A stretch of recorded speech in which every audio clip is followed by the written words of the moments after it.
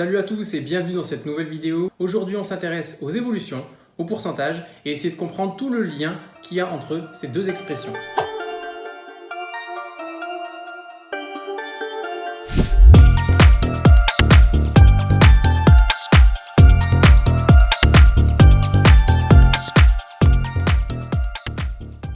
Dans cette vidéo, on va répondre à cette question. Ça veut dire quoi? Augmenter de 20%, augmenter de 6% ou encore augmenter de 50%. Exemple très simple ici, on va prendre un t-shirt qui coûte 25 €. Alors depuis qu'on est petit, 25 fois 1, ça fait 25. Ici, on n'a pas de problème là-dessus. Alors maintenant, ce qu'on va faire, ce nombre 1, on va le mettre en bleu et on va l'augmenter petit à petit. Au lieu de faire 25 fois 1, on va faire 25 fois 1,10. Ensuite, 25 fois 1,20. Et ensuite, 25 fois 1,30. On va légèrement augmenter le 1. Qu'est-ce qui va se passer?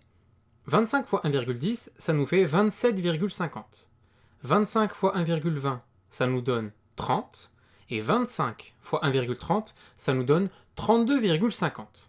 Alors, qu'est-ce qu'on remarque? À chaque fois que le nombre bleu augmente, le prix augmente également. En fait, quand le prix est multiplié par 1,10, on a augmenté le prix de 10%. Quand le prix a été multiplié par 1,20, on a fait une augmentation de 20%. Et quand on a multiplié le prix par 1,30, on a augmenté le prix de 30%. Alors si on avait voulu augmenter ce prix de 40%, on aurait fait une multiplication par 1,40. Si on avait voulu augmenter de 36%, on aurait multiplié par 1,36.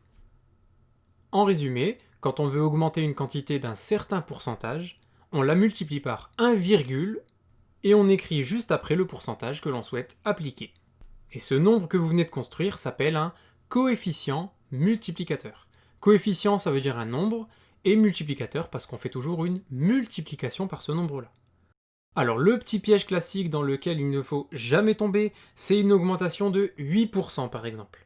Si vous voulez faire une augmentation de 8%, vous multipliez par 1,08.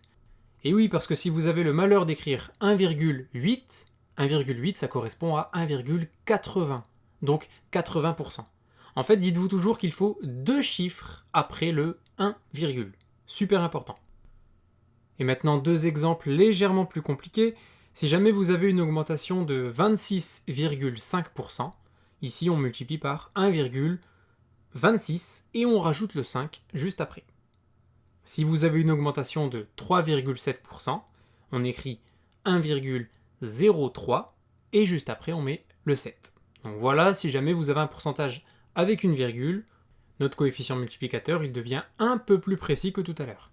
Voilà, j'espère que c'est un peu plus clair pour vous, je vous remercie, n'oubliez pas de vous abonner et je vous dis à bientôt.